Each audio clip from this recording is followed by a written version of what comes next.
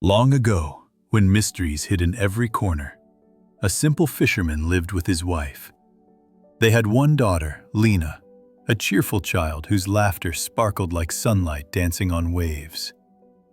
Each dawn, the fisherman would visit the riverside, throwing his nets into the shimmering waters.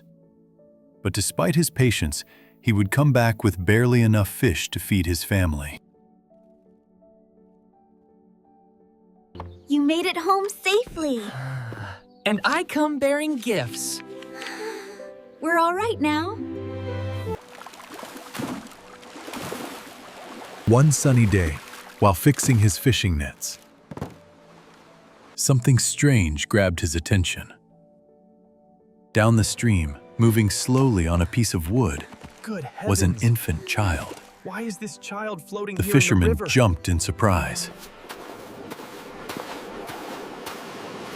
He carefully picked up the baby, covering her with his clothes.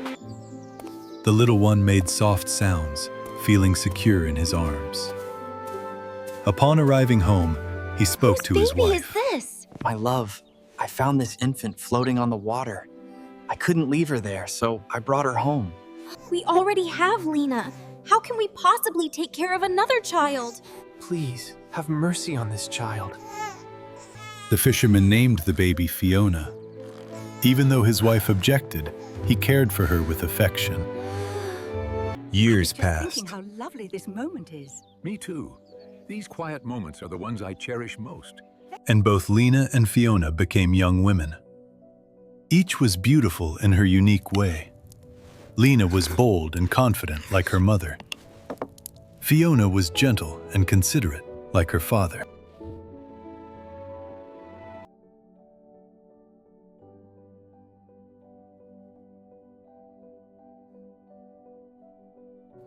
But life became difficult.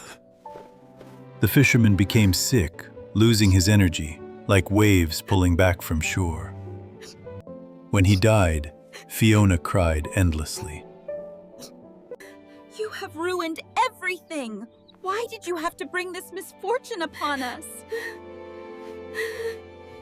Your beauty shines brighter than the morning sun through that window, my love. All the household duties became Fiona's burden.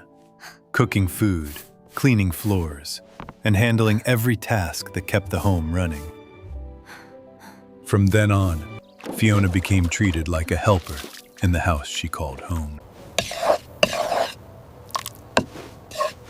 One hot summer afternoon, the sun burned brightly across the fields, and the air felt heavy with heat. The mother realized they had no water left in the house. And there isn't a single drop of water. Fiona! Fiona, go to the old well right now. That water is the freshest. Take the biggest pot. Be quick about it. The place was almost a mile away, and the path went through dry grass and thorny bushes. But Fiona said nothing. She picked up the pot, tied a cloth over her hair, and left. Bees buzzed all around her, and her feet kicked up dust from the path. When she reached the old stone fountain, her arms were shaking from tiredness. She lowered the bucket, filled her pot carefully, and sat on the edge to rest for a moment. Then she heard a weak voice. Can you please give me one sip of water? I'm very thirsty. Yes. Fiona put down her pot immediately. She dipped her pot again, cleaned it well, and drew fresh water from the fountain. Holding it carefully, she gave it to the old woman, who drank slowly and gratefully. The old woman's eyes shined with something old Thank and you, wise. my child. You have a kind heart. Very few people treat strangers with such care and kindness. She stood up slowly, and suddenly her body glowed and changed. She was no longer a beggar, but a fairy, I'm sorry, ma'am, glowing if I made softly any like mistake. moonlight.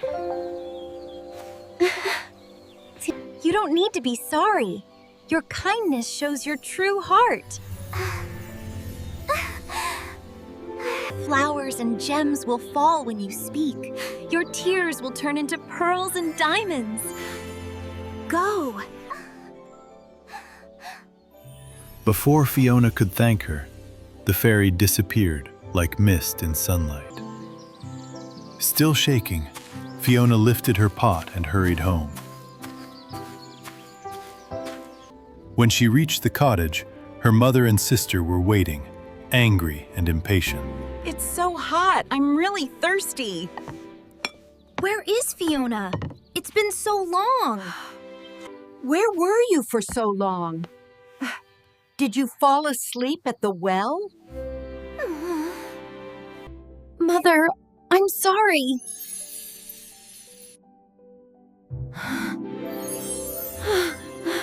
How are pearls and diamonds coming Fiona from tried your to mouth? explain, Tell me and as she everything, spoke, my dear. more jewels, pearls, sapphires, and delicate flowers fell from her lips. The floor sparkled with them. Lena gasped. Look at them shine! We must take them all! This is incredible, sweetie. More than I ever dreamed. You must go to the well too, just like your sister did.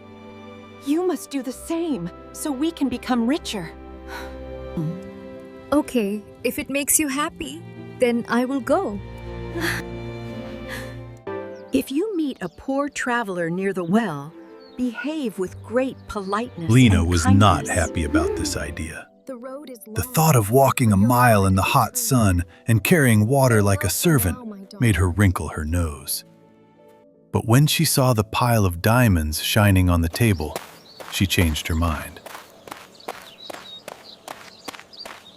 Lena repeated these words to herself the whole way. The dust stuck to her shoes, and the heat made her face red with irritation. When she reached the fountain, she bent down to fill her pot. But before she could lift it, someone appeared beside her. It was the fairy again, though this time she looked like a beautiful princess, not a beggar. Lena stared at her, unimpressed. Good afternoon. Can you please give me one glass of water? No! I'm not here to serve strangers. Get it yourself if you are thirsty. Your heart is so hardened that you cannot even give water to someone in need. You will receive the reward your heart truly deserves. Lena blinked, What surprised, nonsense was but that? shrugged. She muttered and began the long walk home. Tell me at once, my daughter. Did you Before meet a she could fairy at the finish, well? a toad jumped from her mouth and landed on the What floor. blessing did she give you? Meet a Then fairy another, at the well? and Meet a another. fairy at the well? The next Tell me word brought a quickly, my snake, daughter. coiling and Did hissing. you meet a fairy at the well? What But blessing Lena did she couldn't give stop. you? Each Mother? angry word brought another creature sliding from her lips. The room filled with croaking and hissing until the mother ran into the yard, crying out in despair. Speaking! Please stop! No, no, this can't be happening. No, no. This is all because of you. You brought this curse upon us. You spoke badly of your own sister and brought misfortune on her. Get out of my house! Leave this place at once! The sun had just begun to set when Fiona left the house. She walked toward the forest, her eyes wet with tears. But not far along the road, a fine carriage approached, drawn by white horses and bearing the king's symbol on its door. Inside sat the prince, returning from a hunt. When he saw the girl walking alone, he ordered the driver to Pretty stop. lady, why do you look so And worried? as she spoke, Nothing. pearls and lilies fell What from a her miracle mouth. is He this? stepped down from the carriage and talked with her. Her voice was soft like birdsong, and with every word she said, beauty itself seemed to appear around her. Petals on the breeze, jewels glinting in the light. The prince was completely enchanted. Fiona hesitated, but something in his eyes, honest and gentle, made her trust him.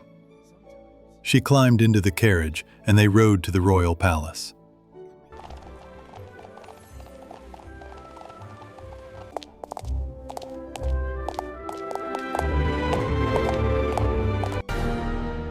The king and queen welcomed her in the grand hall.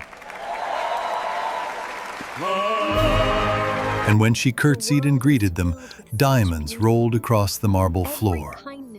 The courtiers gasped, and the queen's eyes widened. Grace, such The court modesty. erupted Surely in whispers. heaven has blessed you.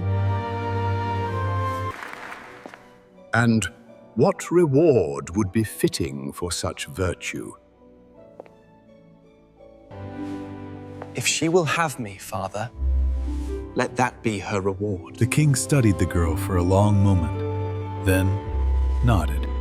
A woman whose words bear flowers will surely make the kingdom bloom, so she will be the future wife of my one and only son. Magic isn't just in fairy tales. It lives within us, waiting to bloom. And so Fiona became the prince's bride. Congratulations to the royal couple. Her wedding gown We were shimmered so like happy. moonlight, and wherever she spoke, blossoms scattered along her path. The people loved her for her kindness, her humility, and her radiant smile. Please like, share, and subscribe to our channel and support our effort. Thank you all so much for these beautiful gifts. Your kindness shines brighter than any jewel. Back in the village, things grew dark. The mother, in her bitterness, found no comfort in her riches. The jewels she had gathered seemed dull and worthless now that her kind daughter was gone. As for Lena, no one dared speak to her.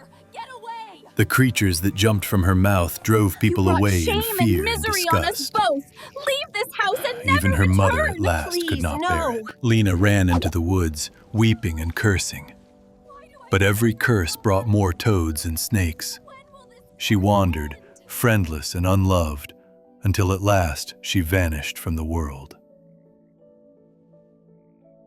Some say she still haunts the forest paths, her words croaking from the mouths of frogs by the fountain.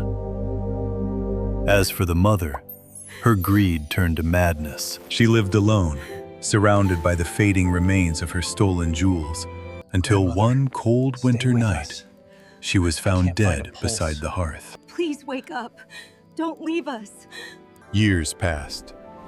Under the gentle rule of the prince and his fairy-blessed bride, the kingdom flourished. The poor were fed, the fields were tended, and the spirit of kindness seemed to flow from the palace outward.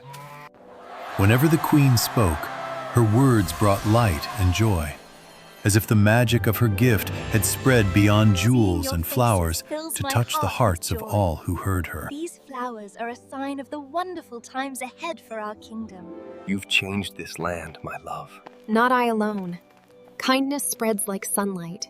It warms every heart it touches. Her children grew up in the same spirit, humble, generous, and wise. Careful, you two. And though the Don't fairy who had violate blessed her just was yet. never seen again, the queen often felt her presence in the quiet moments, like a faint perfume of roses on the air. True grace and kindness cost nothing, yet they make the world rich. Beauty fades and wealth crumbles, but a gentle heart will shine forever. Kindness costs nothing, yet makes the world rich. Beauty fades, but a gentle heart shines forever.